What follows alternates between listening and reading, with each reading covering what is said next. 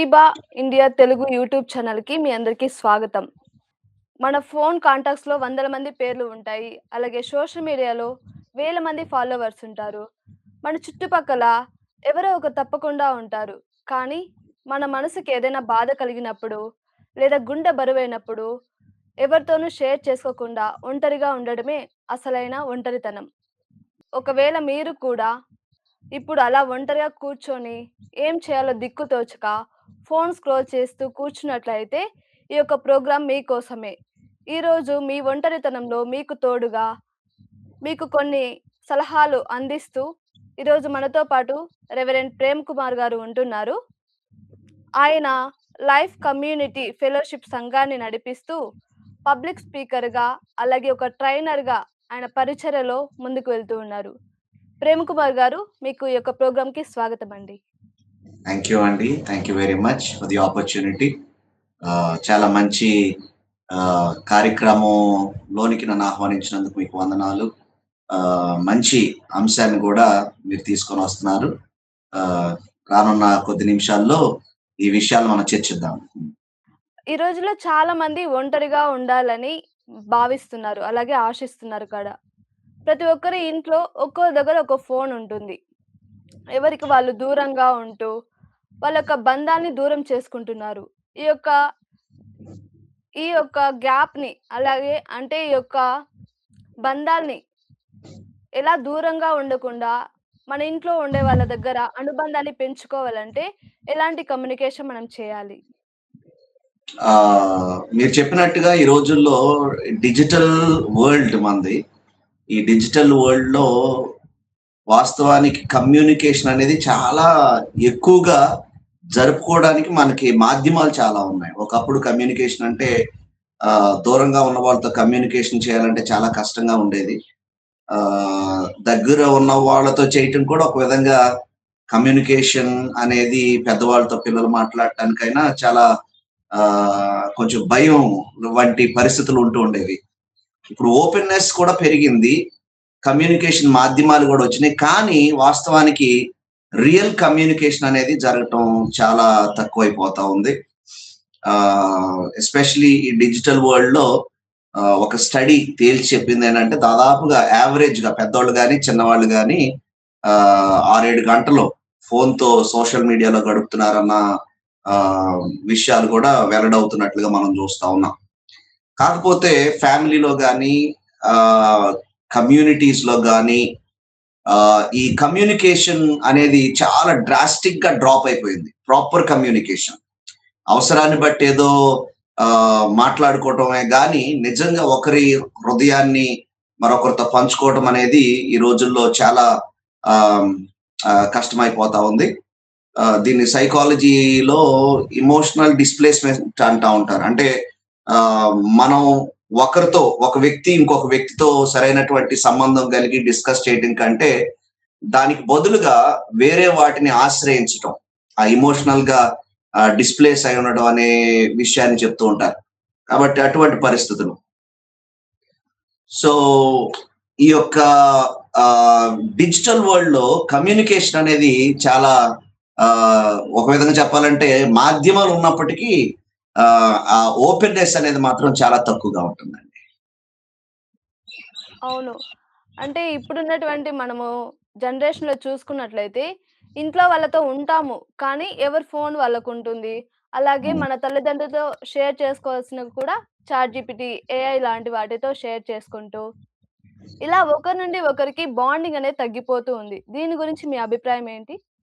కరెక్టే. మీరన్న విషయం కరెక్టే. ఇప్పుడు ఏది అడగాలన్నా ఆహ్, ఆహ్, పెద్దవాళ్ళని అడగటం కంటే లేకపోతే ఇంట్లో ఉన్న తోటి వారిని అడగటం కంటే చాట్ జీపీటీ, గ్రాక్ లేకపోతే ఇంకా వేరే ఏఐ యాప్స్‌ని ఒపీనియన్స్ అడుగుతున్నారు. ఆహ్, ఈ జనరల్ నాలెడ్జ్‌కి సంబంధించిన విషయాలే గాదు. ఆశ్చర్యం ఏంటంటే లైఫ్‌కి సంబంధించిన విషయాలు. నేను ఏ విషయాల్ని ఎ ఎ ఎవరిని మ్యారేజ్ చేసుకుంటే బావుంటది? ఏ టైప్ వ్యక్తులను మ్యారేజ్ చేసుకుంటే బావుంటది? లేతే ఎలాంటి ప్రొఫెషన్‌లోకి వెళ్తే బావుంటుంది? వీళ్ళు ఇన్‌పుట్ ఇచ్చి దాని ఒపీనియన్స్ ఏఐ చెప్పే ఒపీనియన్స్ తీసుకునే పరిస్థితిలోకెళ్ళిపోయింది. దీనికి కారణాలు కొన్ని అంటే మనం చూడగలుగుతాం. ఎందుకు వీళ్ళు ఇలా చేస్తున్నారు అనే దాన్ని బట్టి ఎస్పెషల్లీ జెన్‌జీ ఈ ఈ జనరేషన్‌లో ఉన్నటువంటి పిల్లలు వాళ్ళకి టెక్నాలజీ అందుబాటులో ఉంది. డిఫరెంట్ సోర్సెస్ ఉన్నాయి. ఒక రీజన్ పేరెంట్స్ నాలెడ్జ్ మీద వాళ్ళకి బహుశా ట్రస్ట్ ఉండకపోవచ్చు. మనకు తెలిసినంత లేదా ఏఐకి తెలిసినంత నా పేరెంట్స్‌కి తెలిసి ఉండకపోవచ్చు. They are not so informed like AI అనే ఒపీనియన్ ఉంటుంది. రెండవది ఫియర్ ఆఫ్ జడ్జ్‌మెంట్. నేను గాని ఈ విషయాల్ని నా పేరెంట్స్‌తో షేర్ చేసుకుంటే వాళ్ళు నన్ను జడ్జ్ చేస్తారేమో, నా ఒపీనియన్స్‌ని జడ్జ్ చేస్తారేమో, నా క్వెషన్స్‌ని, నా డౌట్స్‌ని జడ్జ్ చేస్తారేమో అని ఎస్పెషల్లీ ట్రెడిషనల్ ఫ్యామిలీస్‌లో ఆ భయం కూడా ఉంటుంది. So that leads them into emotional safe zone. నేను ఎమోషనల్‌గా సేఫ్‌గా ఉండాలంటే ఎటువంటి కనెక్షన్స్ పెట్టుకోకుండా ఉండేది ఏదైనా ఉందంటే మనుషులైతే రేపొద్దున మళ్ళీ they will hold you accountable. అదే ఏఐ అనుకోండి అడగొచ్చు, వదిలేయొచ్చు. అది మళ్ళీ మనం వెంట పడదది. కాబట్టి ఎమోషనల్ సేఫ్టీ కోసం అడ్వైజర్స్ ఏఐని అడుగుతూ ఉంటారు. అది క్రిటిసైజ్ చేయకుండా మీరు గమనించుంటారు. మనం ఏ క్వెషన్ అడిగితే మన మెంటాలిటీని అది అర్థం చేసుకొని దాని ప్రకారమే అది జవాబిస్తా ఉంటది. So whatever we ask it supports. తర్వాత నేను ఇందాక చెప్పినట్లుగా అటాచ్‌మెంట్ అవాయిడెన్స్. అదే పేరెంట్స్ గాని, వేరే వ్యక్తులతో గాని మాట్లాడినప్పుడు అటాచ్‌మెంట్ పెరుగుతది. ఈ రోజుల్లో ఆహ్, నిజం చెప్పాలంటే ఈ రోజుల్లో we don't have time for attachments. We are too busy. కాబట్టి ఇవన్నీ అవాయిడ్ చేయటానికి బేసిక్‌గా ఇప్పుడున్నటువంటి తరాల వాళ్ళు చేసేటువంటి పనేమిటంటే ఆహ్, మనుషులతో కంటే ఏఐతో మాట్లాడటానికి, వాటి ఒపీనియన్స్ తీసుకోవడానికే ప్రయత్నం చేస్తాం. అవును సార్. చాలా చక్కగా చెప్పారు. ఎందుకంటే ఒకరు జడ్జ్ చేస్తారనో, ఒకరితో అటాచ్‌మెంట్ పెట్టుకుంటే మరీ బాధపడాల్సి వస్తుందని చెప్పేసి, ఇలా ఏఐ టెక్నాలజీస్ యూజ్ చేస్తూ ఉన్నారు. అలాగే మనం చూసుకున్నట్టయితే ఒంటరితనం అనేది చాలామంది ఆహ్, కాలేజెస్‌లో అలాగే ఆఫీస్‌లో కూడా అంతే. ఒక టీమ్ మెంబర్స్ లాగా అందరూ టీమ్ అని చెప్పి ఉంటారు కానీ, కొందరు మాత్రమే సెపరేట్‌గా అంటే పార్షియాలిటీ చూపిస్తూ, గ్రూపిజం లాంటివి జరుగుతూ, కొందరు మాత్రం ఒంటరిగా హ్మ్. ఉంటారు. అలాంటి వాళ్ళు హ్మ్. ఎలా ఒక సిట్యుయేషన్‌ని హ్యాండిల్ చేయాలి? అలా సెల్ఫ్ కాన్ఫిడెన్స్‌ని ఎలా పెంచుకోవాలి అనేది మీ మాటలో చెప్పండి? మీరు చెప్పినట్టుగా ఆఫీసెస్‌లో దాదాపుగా 60% ఎంప్లాయీస్ అట ఆహ్, ఎటువంటి ఫీలింగ్స్‌తో వాళ్ళుంటారంటే లోన్లీనెస్ అనుభవిస్తా ఉంటారు వాళ్ళు. అందరి మధ్యలో పనిచేస్తా ఉంటారు గానీ, they have a feeling of loneliness. అయితే లోన్లీ ఫీలింగ్ అనేది వాళ్ళ వర్క్ లైఫ్‌ని కూడా ఆహ్, ఎఫెక్ట్ చేస్తది. వర్క్‌లో గూడా యాక్చువల్‌గా ఎఫెక్ట్ అవుతారు వాళ్ళు. వాళ్ళ ప్రొడక్టివిటీ తగ్గిపోద్ది. వాళ్ళ కాన్ఫిడెన్స్ లెవెల్స్ తగ్గుతాయి. తర్వాత వాళ్ళ ఎమోషనల్ వెల్ బీయింగ్ అది వాళ్ళ పర్సనల్‌గా ఎఫెక్ట్ అవుద్ది. వాళ్ళ ప్రొఫెషన్‌ని గూడా అది ఎఫెక్ట్ చేస్తది. ఈ లోన్లీనెస్‌ని జనరల్లీ ఆర్గనైజేషనల్ లోన్లీనెస్ అని పిలుస్తా ఉంటారు. సో, ఈ లోన్లీనెస్ అనేది వాళ్ళని అన్ని విధాలుగా వ్యక్తిగతంగాను, ప్రొఫెషన్‌లో గూడా చాలా వాళ్ళని హ్యాంపర్ చేసే విధంగా ఉంటుంది. ఎస్పెషల్లీ పార్షియాలిటీ ఆహ్, ఆయా రీతుల్లో ఆహ్, కొన్ని కొన్ని సందర్భాల్లో అది ఏరియా వైస్‌గా గావచ్చు, ఒకే ఏరియా నుంచి వచ్చిన వాళ్ళు గావచ్చు, ఒకే ఫైనాన్షియల్ ఆహ్, స్టేటస్ నుంచి వచ్చిన వాళ్ళు గావచ్చు, ఆహ్, కాస్ట్ గావచ్చు, లేకపోతే రిలిజియన్ గావచ్చు, డిఫరెంట్ గ్రౌండ్స్‌లో. అంతేగాకుండా కొన్ని సందర్భాల్లో ఆహ్, నేను హెచ్ఎస్‌బీసీలో వర్క్ చేసేటప్పుడు నా కొలీగ్ చెప్పినటువంటి ఆహ్, మాట ఏమిటంటే it is very important to socially associate with your manager. మేనేజర్‌తో సోషల్‌గా అసోసియేట్ అయి లేకపోతే ఆ డిస్టెన్స్ వల్ల ఆహ్, మనం ఆ గ్రూప్‌లోనికి ఎంటర్ అవ్వడానికి కష్టమవుద్ది. ఆ గ్రూప్‌లోనే వర్క్ చేస్తా ఉంటాం గానీ, ఆ క్లోజ్డ్ గ్రూప్‌లోకి ఎంటర్ అవ్వాలంటే సోషల్ అసోసియేషన్ ఉండాలి. అంటే కలిసి డ్రింక్ చేయటం గానీ, లేకపోతే కలిసి వేరే గేమ్ ఆడటం గానీ, స్పోర్ట్స్‌కి వెళ్ళటం కానీ, ఇలాంటి వ్యవహారాలు. సో, ఈ ఈ విధంగా కొన్ని కొన్ని చోట్ల వర్క్ ప్లేసెస్‌లో పార్షియాలిటీ అనేది ఎక్కువగా కనిపిస్తా ఉంటుంది. కాబట్టి ఆ పార్షియాలిటీ వాళ్ళని అన్ని రకాలుగా హ్యాంపర్ చేస్తది. వర్క్‌ని తమ యొక్క ఎమోషనల్ బ్యాలెన్స్ ను కూడా అది హ్యాంపర్ చేస్తది కాబట్టి దాని విషయంలో జాగ్రత్త తీసుకోవటం చాలా ప్రాముఖ్యమైంది. ఎస్పెషల్లీ పార్షియాలిటీ అనే దాని విషయానికి వచ్చేసరికి అది ఒక వ్యక్తిని డీప్ గా హర్ట్ చేస్తది. వాళ్ళ హృదయాల్ని హర్ట్ చేసేదిగా ఉంటుంది. కాబట్టి దాని విషయంలో చాలా జాగ్రత్తగా వారు ప్రవర్తించవలసి ఉంటుంది. ఓకే. చూసారుగా అంటే ఒకరే ఒంటరిగా ఉంటూ ఫీల్ అవ్వకుండా పక్కన ఉన్న టీమ్ వాళ్ళతో కలిసి ఎప్పటికప్పుడు మాట్లాడిస్తూ ఉంటే మనం ఆ యొక్క లోన్‌లీనెస్‌ని తగ్గించుకోవచ్చు. అలాగే ఇప్పుడు చూసినటువంటి వార్తల్లో చాలామంది ఎక్కువగా ఒంటరిగా ఫీల్ అవుతూ, వాళ్ళలో వాళ్ళే కృంగిపోతూ రీసెంట్‌గా అయితే ఒక వార్త వచ్చింది.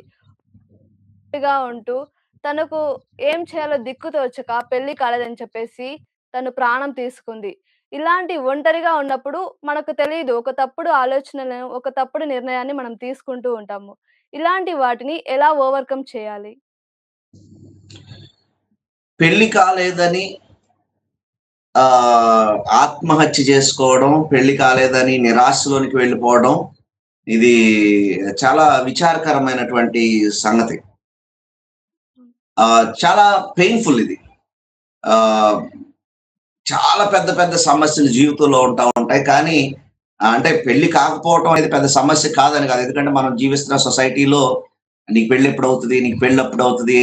అని అడుగుతుండేటువంటి పరిస్థితులు. అటువంటి పరిస్థితుల్లో వ్యక్తిగతంగానే బాధపడతా ఉంటే, మళ్ళీ పైగా సమాజం నుంచి వచ్చేటువంటి ఆ క్వెషనింగ్ అనేది చాలా ఇబ్బందికి గురి చేస్తా ఉంటది. It is a painful reality.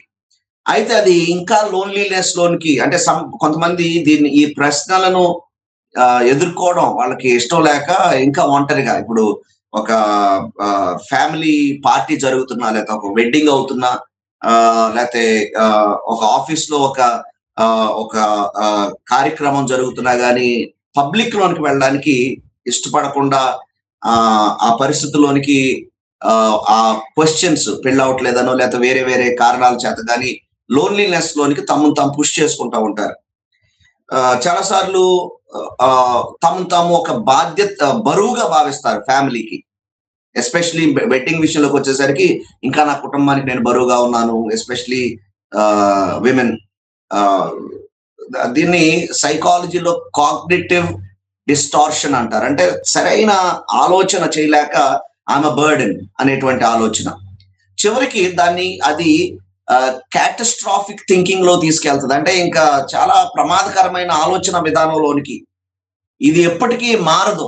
This will never change. నా జీవితంలో ఇంకా నాకు పెళ్ళే కాదు. ఇప్పటి వరకు అవ్వలేదంటే నాకు ఇంకా భవిష్యత్తులో అవ్వదని వేరే ఆల్టర్‌నేటివ్ అనేది వారు ఎతుక్కోలేనటువంటి పరిస్థితిలో ఉంటారు.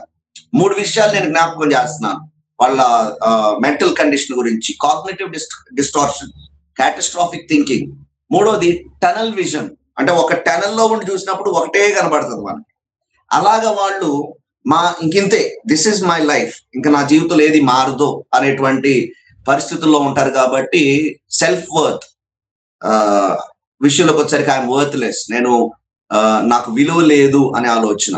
నా జీవితంలో ఏమీ మారదు అనే ఆలోచన. నా చుట్టూ ఉన్నవారు నాకంటే మెరుగైన స్థితిలో ఉన్నారు అనేటువంటి ఆలోచన. దీన్ని ప్రివెంట్ చేయాలి అంటే ఎస్పెషల్లీ సూసైడ్ ఇలాంటి విషయాల గురించి మనం మాట్లాడుతున్నాం. దీన్ని మనం ప్రివెంట్ చేయాలంటే ఫస్ట్ థింగ్ మనం జ్ఞాపకం చేసుకోవాల్సింది ఏంటంటే, ఫస్ట్ రూల్ ఏంటంటే డిలే రూల్. ఓకే. సూసైడ్ చేసుకుంటా. కానీ లెట్ మీ డిలే.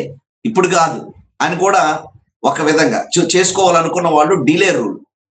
చూద్దాం అని అప్పటికప్పుడు ఎమోషనల్ ఇంబాలెన్స్ వచ్చిన సమయంలో, ఎస్పెషల్లీ ఎమోషనల్ గా బ్యాలెన్స్ లేని సమయంలో మనం మేజర్ డెసిషన్ ఆఫ్ లైఫ్ తీసుకోకూడదు. మన జీవితంలో ప్రాముఖ్యమైన నిర్ణయాలు ఏవి కూడా తీసుకోకూడదు. ఎందుకంటే ఆ క్షణంలోనే మనం ఆ తప్పుడు నిర్ణయం తీసుకోవటం వల్ల నెక్స్ట్ టైం దాన్ని కరెక్ట్ చేసుకోవటానికి కూడా అవకాశం ఉండదు.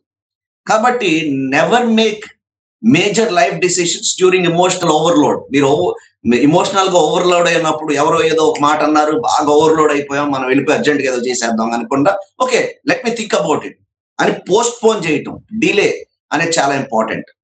తర్వాత యాక్చువల్‌గా ఆ క్షణం దాటారంటే చాలు. నెక్స్ట్ మనం వేరే అవకాశం మనకొస్తది. కాబట్టి నెక్స్ట్ ఏం చేయాలంటే ఒక సేఫ్ పర్సన్ మనం చూసుకోవాలి. మన జీవితంలో ఎవరైతే సేఫ్ గా ఉంటారో ఆలోచిస్తే కొంతమంది ఉంటారు. బహుశా అందరూ ఉండకపోవచ్చు. కొంతమంది దాన్ని ఎగతాళిగా తీసుకోవచ్చు. కొంతమంది దాన్ని ఆహ్, యాహ్, కామెడీగా తీసుకోవచ్చు. లేకపోతే ఇంకొక రకంగా చేయొచ్చు కానీ ఉంటారు కొంతమంది పేరెంట్స్ కానీ. సరే పేరెంట్స్ సరిగ్గా లేరు. నువ్వు అలాగే అంటావు మమ్మల్ని బ్లాక్‌మెయిల్ చేస్తున్నావు. నువ్వు కొంతమంది అంటా ఉంటారు. "నువ్వు మమ్మల్ని బ్లాక్‌మెయిల్ చేస్తున్నావా? చేసి చూడు చూద్దాం" అని చెప్పేసి ఛాలెంజ్ చేస్తారు. ఓకే. ఫైన్. కొంతమంది మెంటార్స్ ఉంటారు. కొన్నిసార్లు పేరెంట్స్ కరెక్ట్‌గా లేనప్పుడు మెంటార్స్ ఉంటారు. పాస్టర్స్ ఉంటారు. కౌన్సిలర్స్ ఉంటారు. లేదా ఒక ట్రస్టెడ్ ఫ్రెండ్ ఎవరో ఒకళ్ళు ఫ్రెండ్ ఉంటారు. కాబట్టి we need to reach out to such designated person in our lives. ఒక సేఫ్ పర్సన్ దగ్గరికి వెళ్ళొచ్చు. తర్వాత many decisions are made out of wrong assumptions. ఎవరు ఏమనుకోకపోయినా మనమే ఏదో అనేసుకుంటా ఉంటాం. అందరూ ఏదో అనుకుంటున్నారు అన్న విషయం. So thought checking is very very important. మన థాట్స్ మనం చెక్ చేసుకోవాలి. యాక్చువల్‌గా am I thinking right? Is this a fact are a feeling? Okay. చాలా సార్లు ఎక్కువ శాతం ఫీలింగ్స్‌ని ఫ్యాక్ట్స్ అనుకుంటా ఉంటాం మనం. యూజువల్‌గా ప్రపంచంలో అందరికి టైం లేదు మన గురించి ఏదో కనబడినప్పుడు బాగున్నావా? ఏంటి ఇంక పెళ్లి చేసుకోలేదే అని అడిగెళ్ళిపోతారు కానీ తర్వాత మీ గురించి కూర్చొని వాళ్ళు ఆలోచించరు యాక్చువల్లీ. కానీ మనం దాని గురించి ఆలోచిస్తాం ఆ క్వెషన్ గురించి. So is it a fact are is it a feeling అనే అది మనం ఫ్యాక్ట్ చెకింగ్ చేసుకోవాలి. థాట్ చెకింగ్ చేసుకోవాలి. తర్వాత సైకాలజికల్ కేర్ తీసుకోవాలి. మనం ఇప్పుడు ఎంత ఒడిదుడుకు లైఫ్‌లో వచ్చినా సరే నిలబడగలగాలంటే మనం స్ట్రాంగ్‌గా ఉండాలి సైకలాజికల్‌గా. Sleep is very important. Food habits, life style is very important. చాలా సార్లు మనకి నిద్ర లేకపోవడం చాలా విషయాలకి అది మనకి చాలా ప్రమాదానికి గురి చేస్తాయి. ఎమోషనల్ ఇంబాలెన్స్ తీసుకొస్తది. సో స్లీప్, మంచి ఆహారం తీసుకోవడం, తర్వాత మన మూవ్‌మెంట్స్ ని రెగ్యులేట్ చేసుకోవడం ఇవన్నీ కూడా ఎమోషనల్ రెగ్యులేషన్ లో ఉపయోగపడతాయి. ఇవన్నీ కూడా హెల్ప్ అవ్వట్లేదనుకోండి, seek professional help. There are many people who are ready to help. ప్రొఫెషనల్‌గా సూసైడ్ గురించి కానీ చూడండి ఎక్కువ సూసైడ్ స్పాట్స్ లో కొన్ని ఫోన్ నంబర్స్ కూడా ఇస్తా ఉంటారు. ఎందుకంటే they are professional people who will help you. నీ జీవితాన్ని సార్ట్ అవుట్ చేయడానికి దాన్ని ప్రాపర్ పర్స్పెక్టివ్ లో చూడగలగటానికి ట్రైన్ అయి ఉన్న వాళ్ళు ఉంటారు చాలా మంది ప్రొఫెషనల్. Seek professional help. అవసరమైతే థెరపీస్ కి వెళ్ళటం కూడా చాలా మంచిది. కాబట్టి ఈ విధంగా ఒక విషయం మనం గుర్తుపెట్టుకోవాలి. ఒక ఆయన అంటాడు suicide doesn't end pain, it transfers it అంటాడు. అంటే సూసైడ్ అనేది మన పెయిన్ ని తీసేయదు, ఎండ్ చేయదు.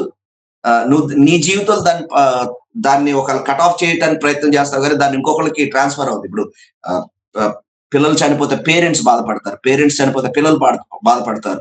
సో దాన్ని ఆ విధంగా మనం అర్థం చేసుకొని సూసైడ్ కాదు సొల్యూషన్. దీనికి ఇంకా చాలా సొల్యూషన్స్ ఉంటాయి. టనల్ థింకింగ్ లో మనం ఉండకూడదు, టనల్ విజన్ లో మనం ఉండకూడదు. ఇదేది ఒక్కటే మార్గం అని ఇంకా వేరే ఏమి కనబడకుండా when you go out of tunnel you have many options. So ఆ విధంగా మనము సూసైడల్ థాట్స్ ని కానీ లేకపోతే డిప్రెషన్ కానీ వాటిని జయించవచ్చు. చాలా చక్కగా చెప్పి ఉన్నారు బ్రదర్. ఫ్యాక్ట్ అంటే ఏంటి? ఫీలింగ్ అంటే ఏంటి? అలాగే మనము ఎవరైతే సేఫ్‌గా ఫీల్ అవుతామో వాళ్ళతో ఎలా కనెక్ట్ అవ్వాలని చెప్పి ఉన్నారు.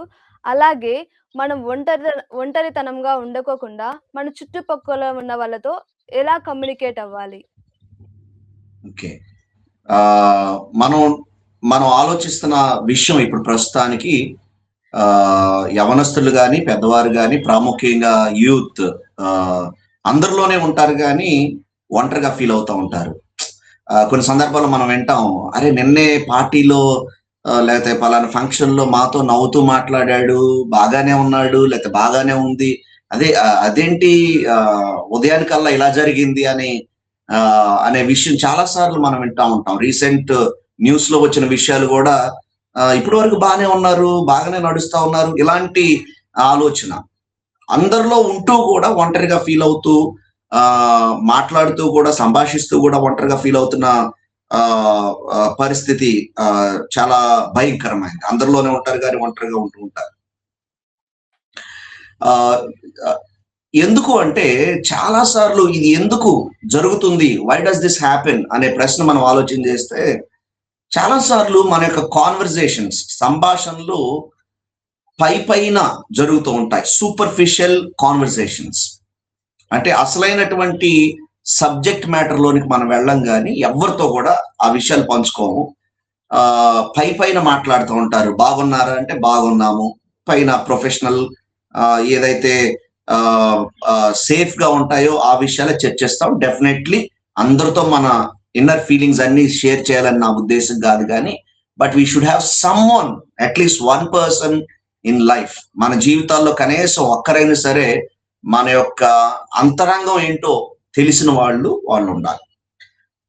అంతమందిలో ఉండి కూడా ఇప్పుడు ఈ రోజున సోషల్ మీడియా గురించి మాట్లాడుకుంటే ప్రతి ఒక్కళ్ళు సోషల్ మీడియా స్టార్స్ అయిపోవడానికే ట్రై చేస్తూ ఉంటారు. ఇంతమంది ఫాలోవర్స్, ఇన్ని లైక్స్, ఇన్ని కమెంట్స్, ఈ మధ్యలో they have a feeling of vacuum. నేను ఇంతమందిలో ఉన్నాను, ఇంతమంది ఫాలోవర్స్ ఉన్నారు, కానీ I feel like I'm alone, I have nobody around me అనేది. ఎందుకు అంటే ఆ రిలేషన్స్ అన్ని, ఆ ఫ్రెండ్స్ కానీ ఆ ఫాలోవర్స్ కానీ అంతా కూడా సూపర్ఫిషియల్ గానే ఉంటది, కానీ లోపల అంతరంగం ఏంటో అంతమందితో షేర్ చేసుకోకూడదు, చేసుకోలేని కూడా ఈ మధ్య కొంతమంది షేర్ చేసుకుంటున్నారు, కానీ దానివల్ల వచ్చేటువంటి ప్రయోజనం ఏమీ లేదు. ఎందుకంటే మన ఎమోషన్స్ ని అందరూ అర్థం చేసుకోరు. కాబట్టి మనము కనీసం కొంతమంది ట్రస్టెడ్ పీపుల్తో అయినా సరే ఇమోషనల్ డిస్క్లోజర్ అనేది చేయకపోవడం అనేది చాలా పెద్ద సమస్య. లోపలే అది బబుల్ అవుతూ ఒక వోల్కానో ఏ విధంగానైతే అగ్నిపర్వతం లాగా లోపల ఉడుకుతూ ఉంటుంది, ఏదో ఒక టైంలో అది ఆ ఎమోషన్ బర్స్ట్ అవుతుంది. దానికి కొన్ని కారణాలు ఉన్నాయి. ఫియర్స్ ఉంటాయి మనకి. ఎవరితోనైనా చెప్పుకుంటే, గతంలో ఎవరితోనో రాంగ్ పర్సన్ తో చెప్పినప్పుడు దాన్ని మిస్యూజ్ చేసిన సందర్భాలు ఉంటాయి. రెండవది ఆఫ్ రిజెక్షన్, నన్ను రిజెక్ట్ చేస్తారేమో నా గురించి తెలిసి అనేది. తర్వాత fear of being a burden, ఎందుకులే నా బాధలు వాళ్ళకి చెప్పుకోవడం దేనికిలే, అనవసరంగా బర్డెన్ సమ్ గా ఉంటానేమో అనేటువంటి ఆలోచన ఉండొచ్చు.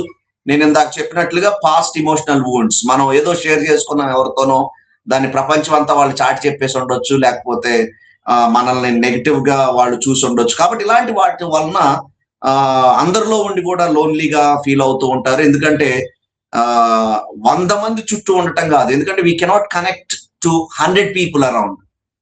కనీసం ఆ ఒక్కరితో మనం క్లోజ్ గా ఉన్నప్పుడు ఈ 100 మందిలో కామన్ గా మనం ఉండగలుగుతాం, కానీ వీ వోంట్ ఫీల్ లోన్లీ, మనం లోన్లీగా ఫీల్ అవ్వం. అయితే how to break this loneliness అని ఆలోచన చేస్తే, మనం ఇందాక మాట్లాడుకున్నాం, you need to find a trusted friend, or most of the cases parent అయి ఉండొచ్చు, లేకపోతే ఒక మెంటోర్ అయి ఉండొచ్చు, లేదంటే ఫ్రెండ్స్ అయి ఉండొచ్చు. మనందరికీ అట్లీస్ట్ ఒక ఫ్రెండ్ అయినా సరే, ట్రస్టెడ్ ఫ్రెండ్ మన జీవితాల్లో ఉండాలి. మన ఇమోషన్స్ ఏంటో బేసిక్ గా మాట్లాడటం ఇష్టం ఉండదు కొంతమందికి. మాట్లాడటం ఇష్టం ఎందుకు ఉండదంటే అనవసరంగా వాళ్ళని ఇబ్బంది పెడతామేమోనని. కాబట్టి హౌ టు ఓపెన్ అప్ అనే విషయంలోకి మనం వచ్చినప్పుడు, స్టార్ట్ స్మాల్, చిన్నగా ప్రారంభించండి. అంటే పెద్ద డ్రామాటిక్ గా చేయొద్దు. అరే నాకు అదైపోతుంది, ఇదైపోతుంది, అలాగైపోతున్నాను, ఎలాగైపోతున్నాను అని చెప్పేదానికంటే డ్రామాటిక్ గా కాకుండా ఒక సింపుల్ వేలో మన యొక్క ఫీలింగ్స్ ని we have to also learn to name ఆ ఫీలింగ్స్. నాకు ఇటువంటి ఆలోచన ఉంది, ఫేస్బుక్ లో ఒక ఆప్షన్ ఇస్తాడు కదా, I'm feeling sad, I'm feeling excited. అది అక్కడ ఫేస్బుక్ లో చెప్పడం కంటే మనం వ్యక్తిగతంగా మనం ట్రస్ట్ చేయగలిగినటువంటి ప్రూవెన్ రిలేషన్షిప్స్ ఏవైతే ఉన్నాయో అక్కడ మన ఫీలింగ్స్ ని నేమ్ చేసి చెప్పగలగటం అనేది చాలా మంచిది. For example, I have been feeling a bit heavy lately. గత కొన్ని దినాలుగా కొంచెం హెవీగా అనిపిస్తుంది, నా హృదయంలో కొంచెం బాధగా ఉంది అంటే, అప్పుడు వాళ్ళు అడుగుతారు, వాళ్ళతో మనం సంభాషించడం మొదలు పెడతాం. Instead of creating a drama or scene like some people do, కొంతమంది ఆ డ్రామా అంతా ఎందుకు క్రియేట్ చేయటం, సైలెంట్ గా మనలో మనం దాచుకుందాంలే అని దాచేసుకోవడం. ఈ రెండు కూడా కరెక్ట్ కాదు. Start small, not dramatic, and go slowly, open up and talk your feelings out. ఇది చేయాలి. తర్వాత ఎంతమందితో షేర్ చేసుకున్నామని కాదు. ఇప్పుడు ఇందాక మనం అనుకున్నట్టు ఫేస్బుక్ లో friends, I have 3000 friends, 2000 friends. ఎందుకు? ఆ ఫ్రెండ్స్ ఎవరు మనకి యూనో రియల్ గా మనతో నిలబడే వాళ్ళు ఉంటారు. It's not about numbers as to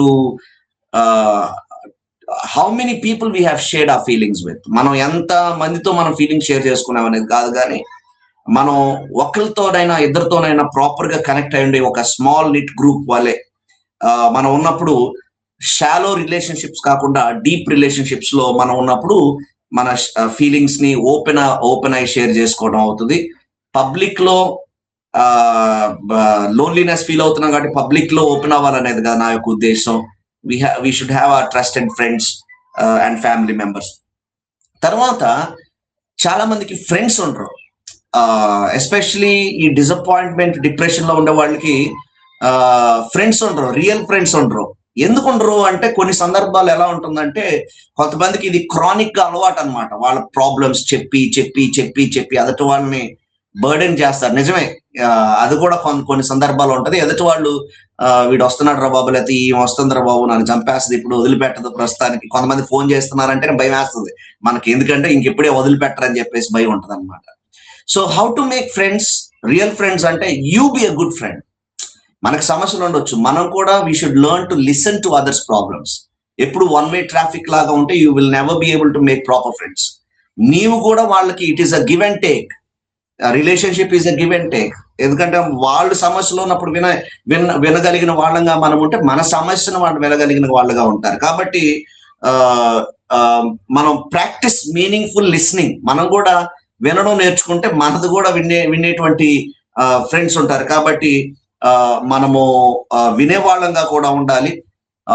ఈ లోన్లీనెస్ ని అధిగమించడానికి సర్వీస్ కూడా మనం చేసేవాళ్ళంగా ఉండాలి. ఇతరులకు ఉపయోగకరంగా మనం ఉన్నప్పుడు you will find purpose in life. It's not just about sharing all your feelings. It's not only feelings. మనం ఇప్పుడు వరకు మాట్లాడటం గురించి, ఓపెన్ అప్ అనే దాని గురించి మాట్లాడుకున్నాం. కానీ మాట్లాడుకున్నంత మాత్రంలో మన డిస్సాటిస్ఫాక్షన్ పోద్దని కాదు. You need to find the purpose for your life. నీ జీవితంలో ఒక అర్థం. I have a purpose, I'm doing this. నా లైఫ్ లో ఏదో సంపాదిస్తున్నాను. ఎందుకంటే సంపాదించేవాడు కూడా డిసప్పాయింట్మెంట్ లో ఉన్నారు.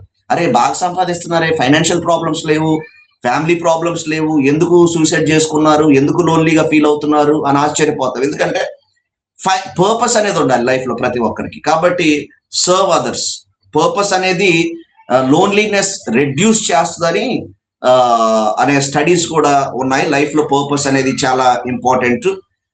తర్వాత ఈ work life balance, emotional balance, most importantly spiritual balance చాలా ఇంపార్టెంట్.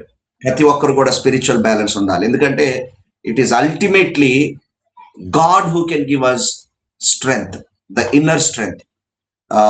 బైబిల్లో మనం ఆలోచన చేస్తే కీర్తనకారుడు అంటాడు, నా ప్రాణమా నాలో ఎందుకు కృంగి ఉన్నావు, why are you downcast O my soul అంటాడు. He is talking to himself. ఎందుకు ఇప్పుడు ఆయన దేవుని సన్నిధి వైపు తన యొక్క థింకింగ్ ని డైవర్ట్ చేస్తున్నాడు. ఎవరైతే హెల్ప్ చేయగలుగుతారు, ఎందుకంటే we can not handle our lives all by ourselves. మన సొంతగా మనం దాన్ని హ్యాండిల్ చేయలేం. కాబట్టి depending on God is very important. Yeah, so ఈ విధంగా పబ్లిక్ లో ఉండి కూడా లోన్లీనెస్ ఫీల్ అవుతూ ఉన్న వాళ్ళు, ఎస్ పబ్లిక్ మన లోన్లీనెస్ పోగొట్టలేదు, that is fact. 100 people cannot be your friends. It is impossible actually గా. మనమే వాళ్ళకి జస్టిస్ చేయలేం 100 people కి. 1 or 2 people in life, but you should have them.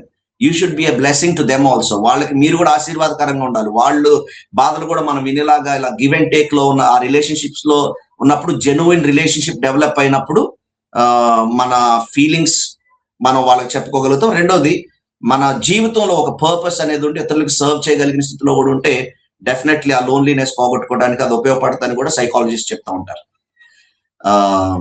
Yeah, so final suggestions ఒకవేళ ఏమైనా ఇవ్వాలి అని ఆలోచన చేస్తే చాలా ప్రాముఖ్యమైన ఒక విషయం మీకు చెప్తాను. లోన్లీనెస్ అనేది రావడానికి కారణం ఏంటంటే గతంలో ఉన్నటువంటి కొన్ని ఎక్స్పీరియన్సెస్ కూడా మనం వాటిని పట్టుకొని వేలాడుతూ ఉంటాం, చాలా సార్లు వదిలిపెట్టం వాటిని. ఒక చిన్న స్టోరీ చెప్తా ఉంటారు. అంటే ఒక డెజర్ట్ లో నివసించే ఒక ఒంటె, దానికి ఒక హ్యాబిట్ ఉంటదంట. అదేంటంటే ఆ డెజర్ట్ లో ఎడారిలో ఒక రకమైన పండు దొరుకుతుంది. ఆ పండు చుట్టూ ముళ్ళు ఉంటాయి. అది నోట్లో పెట్టుకొని నవ్వుతూ ఉంటది. ఎందుకోసం అంటే న్యూట్రిషన్ కోసం కాదు. అది నవ్వలేదు దేనికంటే దాని ముళ్ళు దాని ప్యాలెట్ కి, దాని టంగ్ కి, దాని చిగుళ్ళకి తగులుతూ ఉన్నప్పుడు అదొక రకమైన ఆనందం అంట దానికి.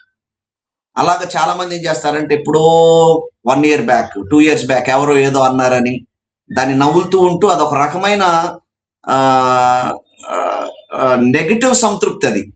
దాన్ని పొందటానికి ప్రయత్నం చేస్తా ఉంటారు. They live chronically, they love to live in their pain. బయటకు తీసుకొద్దామన్నా కానీ వాళ్ళు బయటకు రాని పరిస్థితి. బైబిల్లో ఒక మాట ఉంటది, యెషయా గ్రంథం 43వ అధ్యాయం 18వ వచనంలో మునుపటి వాటిని జ్ఞాపకము చేసుకొనకుడి అనే మాట ఉంటుంది. జ్ఞాపకము చేసుకొనకుడి అంటే it doesn't mean that God will erase all your memories, లేదా మీ మెమరీస్ మొత్తం ఎరేజ్ చేసేసుకోండి, జ్ఞాపకం చేసుకోకండి అని దాని అర్థం కాదు. హీబ్రూలో జ్ఞాపకము అనే మాటకి అక్కడ వాడిన ప్రత్యేకమైన పదం జాకార్ అన్నారు. జాకార్ అంటే డు నాట్ ఇమోషనలీ, జాకార్ అనే మాటకి క్లింగింగ్ ఇమోషనలీ అంటే గట్టిగా పట్టుకొని వేలాడటం అన్నట్టు. ఇమోషనల్ గా దాన్ని పెన వేసుకొని వేలాడటం. So do not cling to your past emotionally అనే అర్థం వస్తుంది అక్కడ. మీ గతాన్ని మీరు జ్ఞాపకం చేసుకున్నట్టు అంటే గుర్తుంటాయి మనకి, ఎవరు అన్న మాటలు గుర్తుంటాయి, లేదా జరిగిన విషయాలు గుర్తుంటాయి, బ్రోకెన్ రిలేషన్షిప్స్ గుర్తుంటాయి, లేకపోతే ఫెయిలియర్స్ గుర్తుంటాయి, ఇవన్నీ గుర్తుంటాయి. But don't cling on to them because you want to move forward, move ahead. నీ జీవితంలో నువ్వు ముందుకెళ్ళాలంటే వెనక్కి పట్టుకొని, మనం కార్ డ్రైవ్ చేసేటప్పుడు కూడా విండ్షీల్డ్ లోంచి ముందుకు చూస్తాం కానీ అస్తమానం రేర్ వ్యూ మిర్రర్ లో చూసామంటే యాక్సిడెంట్స్ అవుతాయి. అది ఎప్పుడు కొన్ని సందర్భాల్లో మనం చూడాలి, కరెక్టే కాదనడం లేదు, కానీ మన సైట్ అనేది ముందుకు ఉండాలి. ఆ విధంగా దేవుడు అన్నాడు, మునుపటి వాటిని జ్ఞాపకం చేసుకున్నటువంటి పూర్వకాలపు సంగతులను తలంచుకొనకుడి, ఇదిగో నేను ఒక నూతన క్రియను చేయుచున్నాను, ఇప్పుడే ఇది మొలచును, మీరు దానిని ఆలోచింపరా. Think about what God can do in your life. నీ జీవితంలో దేవుడు ఏం చేయగలడు అనే దాన్ని నువ్వు ఆలోచిస్తే దేవుడు అంటాడు, నేను అరణ్యములో త్రోవ కలుగు చేయుచున్నాను అంటాడు. అంటే నీ జీవితంలో అసలు త్రోవలేని విషయాల్లో కూడా దేవుడు త్రోవ కలగజేయటానికి, ఎడారిలో నదులు పారజేయటానికి, అంటే ఎడారిలో నదులు ఎక్కడ ఉంటాయండి? He can create, he can do everything, anything in your life. దేవుని మీద నమ్మకం పెట్టుకోండి, గతాన్ని పట్టుకొని వేలాడకుండా ముందుకు వెళ్తే లోన్లీనెస్, డిప్రెషన్, సూసైడల్ థాట్స్, వీటన్నిటిని దేవుని సహాయంతో మనం ఓవర్కమ్ అవ్వగలమని నేను తెలియజేయడానికి ఇష్టపడుతున్నానండి. Thank you sir. చాలా అమూల్యమైన మాటలు మీరు మాతో చెప్పి ఉన్నారు. అవును, మునుపటి వాటిని జ్ఞాపకం చేసుకొనుకోకుండా గతంలో ఏవైతే సంఘటనలు జరిగి ఉన్నాయో అవన్నిటిని మర్చిపోవడానికి ప్రయత్నించండి. ఎందుకంటే లోన్లీనెస్‌తో, ఒంటరితనంతో బాధపడుతూ కూర్చుండటం వలన ఏది కూడా జరగదు. కాబట్టి మీరు ఒకవేళ అలాగే కూర్చొని బాధపడుతూ, లేదా ఏం చేయాలో దిక్కు తోచకుండా ఫోన్ స్క్రోల్ చేస్తూ కూర్చున్నట్లయితే ఈ యొక్క ప్రోగ్రామ్ మీరు చూసి ఉన్నారు కదా! ఎలా పాటించాలి? ఫ్యాక్ట్ ఏం తెలుస్తుంది? అలాగే ఫీలింగ్ ఇది నిజమా? కాదా? దేని మీద మన యొక్క కాన్సంట్రేషన్ పెట్టాలనేది, మీరు మీ యొక్క జీవితంలో ఎలా ముందుకు వెళ్ళాలనేది మీ చేతుల్లోనే ఉంది. ఎందుకంటే మీరు ఎప్పుడు ఒంటరిగా ఫీల్ అయినా సరే దేవుణ్ణి తలుచుకోండి. ఎందుకంటే ఆయన ఎప్పుడు కూడా విరిగి నలిగిన హృదయాలకు దగ్గరగా ఉన్నాడు. కాబట్టి మీ యొక్క ట్రస్ట్ ఫ్రెండ్ ఎవరైతే ఉంటున్నారో, ఎవరితో మీరు షేర్ చేసుకుంటే మీరు చాలా పాజిటివ్‌గా అనిపిస్తారు, అలాంటి ఫ్రెండ్‌ని మీరు ఫైండ్ ఔట్ చేయండి. ఇంకా మీ యొక్క సలహాలు, ఏవన్నా వివరాల కోసము మాకు కామెంట్ చేయండి. మా యొక్క ఫోన్ కాల్ నంబర్‌కి మీరు సంప్రదించగలరు. వీక్షించినందుకు ప్రతి ఒక్కరు కూడా ధన్యవాదాలు. అలాగే చాలా విలువైన సమయాన్ని ఇచ్చి, చాలా విలువైన మాటలను అందించినందుకు కూడా సార్ మీకు కూడా ధన్యవాదాలు తెలియజేస్తున్నాను. Thank you. God bless you all.